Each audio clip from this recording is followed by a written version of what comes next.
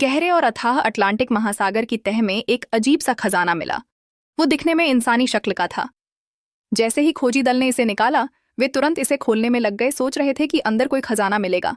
लेकिन सब हैरान रह गए, क्योंकि अंदर तो एक बेहद खूबसूरत जवान औरत थी। वो आखिर इस लोहे के पिंजरे में क्यों कैद थी, और सैकड़ों साल समुद्र के नीचे रहकर भी वो कैसे जिंदा बची? यही है फिल्म द ओल्ड गार्ड, योंगशंग शोवे की कहानी। एक ऐसी टीम जो अमर है।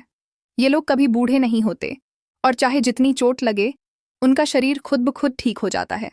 इनमें सबसे पुरानी है एंडी, जो लगभग 600-700 साल पुरानी है। प्राचीन काल की एक योद्धा। अपने पहले 3000 साल वो अकेली रही, लेकिन फिर मिली क्विन से, एक और अमर महिला।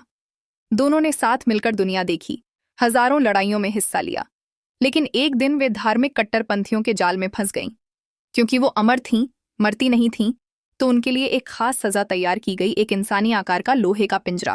क्विन को उसमें बंद करके समुद्र में फेंक दिया गया। अब उसके साथ जो होता वो बेहद डरावना था। वो पानी में डूबकर मरती, फिर जिंदा होती, फिर मरती, और ये सिलसिला सदियों से चलता आ रहा था। पिछले 500 साल से एंडी उसे ढूंढने की कोशिश कर रही है, लेकिन महासागर में वो कभी नहीं मिली। हालांकि एंडी को अन्य अमर साथी जरूर मिल गए। जो और निक्की, जो लगभग 1000 साल पुराने हैं और क्रूसेड के समय दुश्मन से दोस्त बने।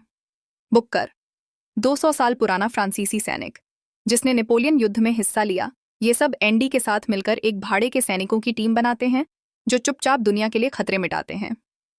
एक दिन अमेरिकी खुफिया विभाग का एक अधिकारी उनके पास आया। उसने बताया कि दक्षिण सूडान में 17 बच्चों का अपहरण हुआ है।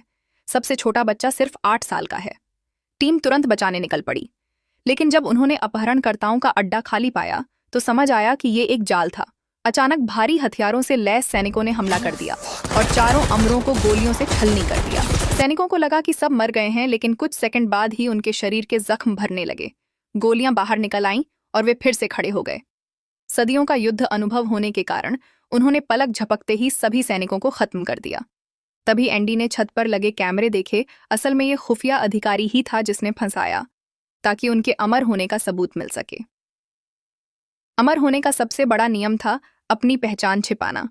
इसलिए उन्होंने सब सबूत मिटाए और गायब होने की तैयारी की। लेकिन जाते जाते चारों को एक ही सपना आया, क्योंकि जब भी कोई नया अमर पैदा होता है, बाकी सबको सपने में उसकी झलक मिलती है। इस बार वो नई अमर थी, अफ्रीका अमेरिकी महिला सैनिक जो अफगानिस्तान में तैनात थी। एक मिशन में एक बंदूकधारी को काबू करने गई, लेकिन उसने उसकी गर्दन पर वार कर दिया और सबको लगा कि वो मर गई। लेकिन कुछ देर बाद अस्पताल के बेड पर